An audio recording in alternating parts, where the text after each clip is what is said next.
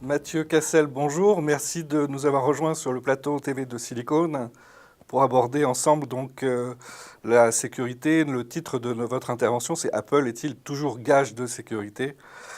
Donc c'est une question à laquelle on espère pouvoir répondre en 15 minutes. Et je vous propose qu'on sonde tout de suite nos internautes sur ce sujet. Pensez-vous que la plateforme Apple soit suffisamment sécurisée? Et la réponse est très simple, c'est binaire, c'est soit oui, soit non. On vous laisse un petit peu plus d'une minute 30 pour répondre. Mathieu, en attendant, je vais essayer de vous présenter succinctement. Vous êtes diplômé du CELSA et de l'école des mines d'Alès également. D'abord, vous avez exercé donc le métier de consultant indépendant en communication digitale. Puis vous avez rejoint Microsoft en 2010 pour vous occuper de marketing Azure, donc du cloud computing, avant de notamment travailler pour le groupe Total, puis chez AXA comme product owner, c'est-à-dire que vous occupiez là justement des utilisateurs de l'environnement Macintosh, des MacBooks, donc des choix Apple dans l'entreprise. Depuis 2019, vous êtes ingénieur système chez l'éditeur Jamf. Donc, est-ce que vous pouvez nous préciser vos missions chez cet éditeur, s'il vous plaît? Tout à fait. Et donc déjà, bonjour et merci de nous accueillir sur ce magnifique plateau. Donc notre mission chez Jamf, c'est d'aider les organisations à réussir avec Apple. Donc on gère l'ensemble des appareils, des flottes Apple des entreprises, que ce soit des iPhones, des iPads, des Mac et même des Apple TV, on en a aussi.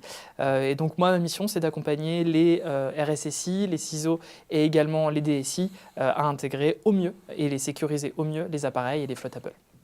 On voit des objets connectés aussi dans l'environnement professionnel de plus en plus. De plus en plus, on voit des Apple Watch, des iPhones qui permettent de déverrouiller des Mac, et on a également des AirPods qui sont parfois donnés à des employés. Donc c'est des appareils assez intimes qu'on va retrouver et qu'on retrouve de plus en plus dans les entreprises. Et on peut imaginer qu'un appareil qui va déverrouiller un autre appareil peut intéresser potentiellement des attaquants. C'est une très bonne remarque, effectivement. Une Apple Watch peut déverrouiller un Mac. Une Apple Watch peut aussi recevoir des emails potentiellement de l'entreprise, des données de l'entreprise. Et puis une Apple Watch, c'est aussi très intime puisqu'on peut avoir des données de santé des employés qui peuvent potentiellement intéresser les attaquants. Donc ces appareils sont aussi à protéger. Alors, les internautes peuvent continuer à répondre. On verra leurs résultats dans quelques instants. Je vais vous poser la première question. Qu'est-ce qui provoque finalement une exigence spécifique de sécurité dans l'environnement Apple? Alors j'ai une bonne et une mauvaise nouvelle. La bonne nouvelle avec laquelle je viens aujourd'hui, c'est que de plus en plus d'entreprises font le choix des appareils Apple. On a aujourd'hui plus de la moitié du CAC 40 qui utilise nos solutions Jamf et sûrement l'ensemble du CAC 40 aujourd'hui qui a des appareils Apple, que ce soit des iPhones, des iPads, des Mac. Et puis également un gros changement majeur sur ces 2-3 dernières années, c'est qu'auparavant les appareils Apple étaient plutôt offerts à des DSI, à des décideurs, des VIP, également des directions marketing, communication. Et aujourd'hui, on retrouve ces appareils dans d'autres populations de métiers, des commerciaux, tout un chacun qui souhaite utiliser les appareils. Et puis, on a certaines organisations, je pense par exemple à Foncia, qui a fait le choix de ne déployer que des appareils Apple dans son organisation. Donc ça, c'est des vrais changements profonds. Et la mauvaise nouvelle, un critère pour attirer des jeunes talents, dit-on? Absolument, certaines organisations font le choix des appareils Apple pour attirer les jeunes talents. Aujourd'hui, si on demande à un employé s'il choisit entre un Mac et un PC, 3 employés sur 4 vont choisir le Mac. C'est le cas par exemple chez IBM qui a déployé plus de 180 000 Mac à travers le monde pour tous ses employés et qui attire et continue d'attirer des talents avec ce choix. Et la mauvaise nouvelle, du coup, c'est que ça attire aussi, pas que des talents, ça attire aussi des attaquants.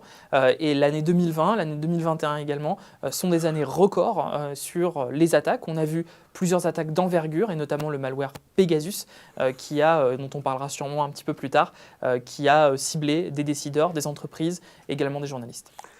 Alors, voyez-vous une évolution des usages professionnels autour de la gamme Apple? Et là, on peut élargir aussi naturellement aux objets connectés, aux montres connectées. Oui, alors effectivement, les appareils Apple sont de plus en plus répandus dans l'entreprise. Je pense par exemple à des usages en médical. On a notamment avec le Covid déployé des nouveaux projets en utilisant des iPads entre les mains de médecins, dans les EHPAD et également entre les mains des plus jeunes avec le déploiement de gamme iPad en école, en collège. Et puis, évidemment, effectivement, l'arrivée de Mac et d'iPad Pro et d'usage en mobilité que ça apporte en entreprise. Les objets connectés, effectivement, c'est aussi un enjeu majeur. Et tout ça est accompagné, effectivement, de nouvelles menaces qui ciblent spécifiquement l'écosystème Apple.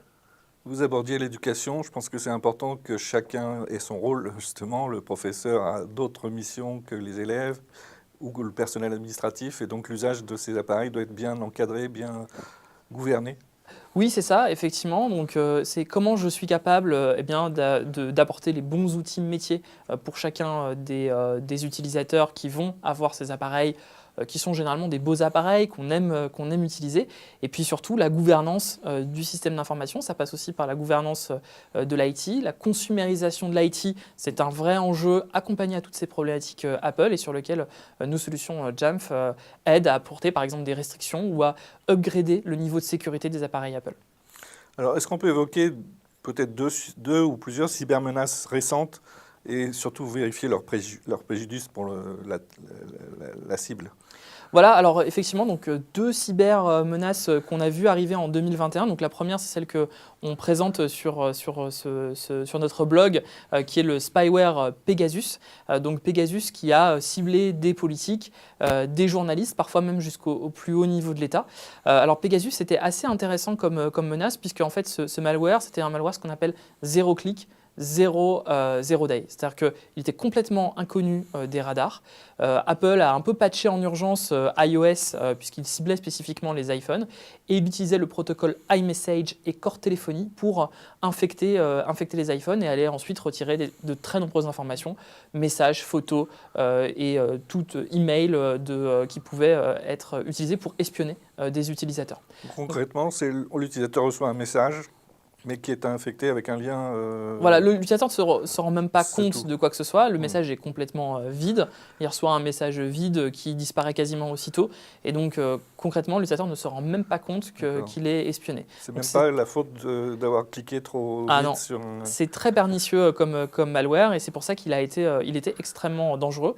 Il était développé par une entreprise qui s'appelle NSO Group, contre laquelle Apple a notamment porté plainte. Et la deuxième menace, il s'agit de Schleier Malware qui lui va plutôt cibler spécifiquement les Mac et notamment va permettre de contourner les protections fondamentales du système.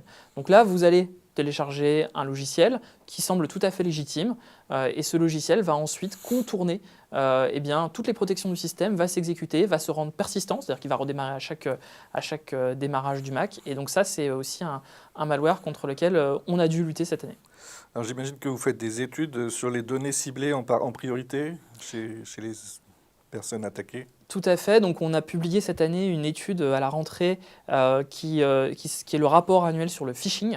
Ce qu'on a constaté aujourd'hui, c'est que, bien sûr, les données qui sont les plus recherchées par les attaquants sont d'abord, bien sûr, des données qui concernent nos comptes, nos accès, des mots de passe, des accès à nos boîtes de messagerie professionnelles.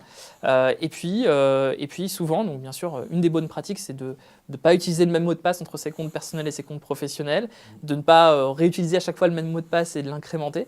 Et puis aussi des données personnelles, comme par exemple le numéro de téléphone ou l'adresse, pour faire des attaques par ingénierie sociale.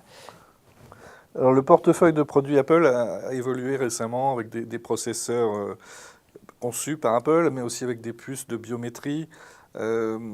Ces nouveaux équipements, est-ce qu'ils améliorent la protection de l'environnement macOS ?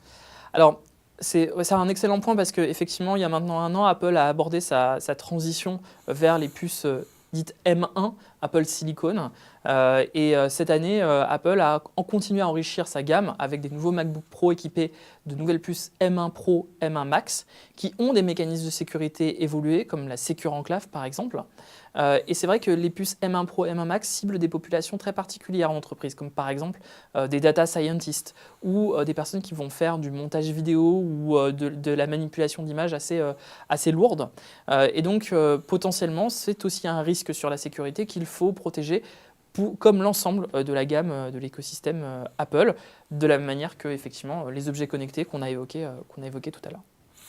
Comment permettez-vous à l'entreprise d'imposer ses propres règles de sécurité sur l'environnement Apple?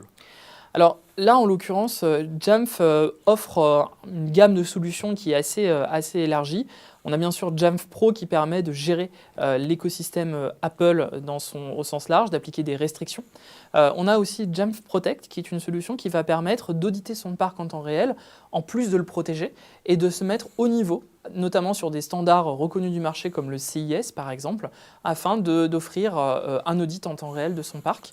Et puis, pour se prémunir contre des malwares comme Pegasus, on a récemment ajouté à notre gamme de solutions suite au rachat de Wandera par Jamf, Jamf Threat Defense, qui va aider à protéger les appareils iOS en entreprise, mais d'ailleurs pas que les appareils iOS, ça peut être aussi les Mac qui peuvent être protégés par l'écosystème Wandera. Les attaques de phishing notamment, je crois qu'il y a un grand nombre d'attaques maintenant qui sont répertoriées. Effectivement, donc dans Wandera aujourd'hui, on référence chaque mois plus de 200 000 attaques de phishing de type Zero Day qui vont être très élaborées, qui vont singer les écrans que vous allez trouver sur Microsoft Office 365, sur Dropbox, etc. Et puis aussi, ce qu'on a constaté, c'est que le petit cadenas vert qu'on voit à côté des sites que j'ai cités, ça se fait plus. Et puis aujourd'hui, l'écrasante majorité, plus de 97% de ces sites web finalement sont aussi sécurisés et pourtant sont des attaques. Et puis on a aussi, ça c'est une grande tendance en ce moment des attaquants, on voit les plateformes Apple ne font pas exception, on va avoir des écritures en cyrillique qui vont écrire Office 365 en cyrillique et l'utilisateur peut très facilement être berné. Vous avez évoqué la standardisation CIS. Ça veut dire que dans un cadre justement de gouvernance et de mise en conformité, on peut faire renforcer l'environnement Apple au niveau de l'entreprise, à l'échelle de l'entreprise. C'est exactement ça. C'est-à-dire que si on laisse les fonctionnalités par défaut de macOS, certaines fonctionnalités vont aider l'utilisateur à améliorer son expérience, mais ne se traduisent pas dans les politiques de sécurité de l'entreprise. Donc pour pouvoir rendre l'appareil conforme et utilisable dans des usages d'entreprise, les RSSI vont s'intéresser aux meilleures pratiques. Et donc le CIS, effectivement, offre les meilleures pratiques et Jamf les prend en compte et aide les RSSI à gérer les appareils et les sécuriser au mieux. Alors face à la réalité du terrain, justement, quels sont les cas d'usage qui vont nécessiter une surveillance particulière des terminaux Apple? Alors, un cas d'usage qu'on aime beaucoup chez Jamf, qu'on vous montre ici en diapositive, c'est France Télévisions. France Télévisions a déployé aujourd'hui plus de 200 iPhones, ce qu'on appelle les kits UTS, qui équipent les journalistes pour aller filmer sur le terrain des images de reportage qui vont être utilisées, que vous voyez tous les jours au journal de 13h, au journal de 20h. Et donc, ce sont des équipes de production mobiles. Et Jamf, et en fait, finalement, cet appareil-là est connecté directement avec la rédaction de France Télévisions. Et entre de mauvaises mains, ça peut être très grave.